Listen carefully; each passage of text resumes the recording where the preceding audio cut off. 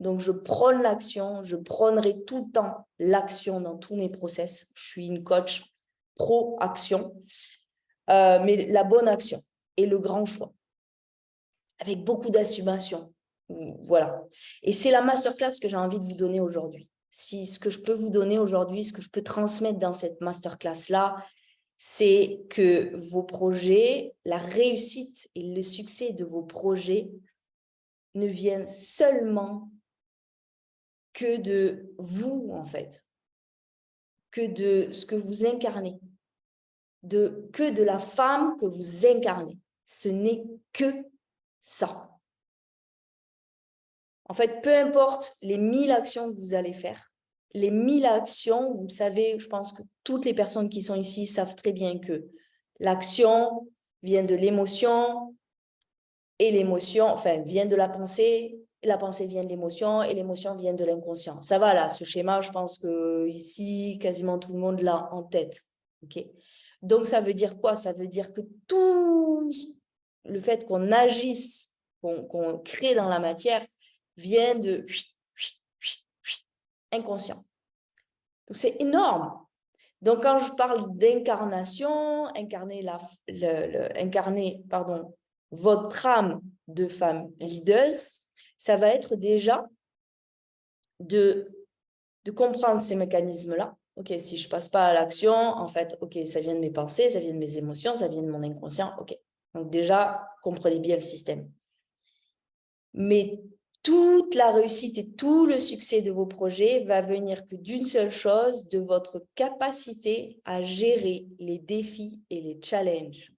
En fait, ce que j'ai envie de vous dire dans cette masterclass et de vous livrer là instantanément, c'est d'arrêter d'idéaliser le grand projet facile. C'est un peu comme si vous imaginiez que vous allez monter un 10 000 mètres sans avoir des petits moments d'essoufflement, sans avoir des courbatures, sans avoir peut-être un petit peu mal au dos de temps en temps. Vous voyez ce que je veux dire? C'est comme si vous imaginiez une randonnée, toujours avec du soleil, toujours... Bah non, on est dans la vie en fait. Donc, il faut imaginer, il faut sortir de cet idéal-là. Et d'ailleurs, c'est pour ça que certainement vous n'y allez pas. C'est parce que vous savez les défis, les challenges que ça demande. C'est pour ça que vous n'y allez pas. Il y a une partie de vous qui idéalise énormément. Vous dites, ah ouais, ça serait génial quand j'aurai, je sais pas, 10 clients qui tomberont comme ça tout le temps et que voilà, je ferai 10 cas par mois et puis je pourrai aller voir ma famille, avoir du temps. Vous idéalisez sans passer par tous les défis, les challenges qu'il y a à passer en fait. C'est un peu comme si vous faisiez une randonnée, vous voulez faire un 10 000 mais à plat. Ça ne marche pas. Vous n'allez jamais monter aux 10 000 si vous êtes à plat. Vous comprenez ce que je veux dire? Moi, j'aime bien retourner dans la matière et vous donner des exemples concrets. Donc, si je veux monter un 10 000, je vais d'abord monter un 3 000. Il va y avoir des défis, des challenges du 3 000. Et puis, si je suis arrivée au 3 000, je fais une pause tranquille. Et si j'ai un bon guide, je peux monter au 5 000.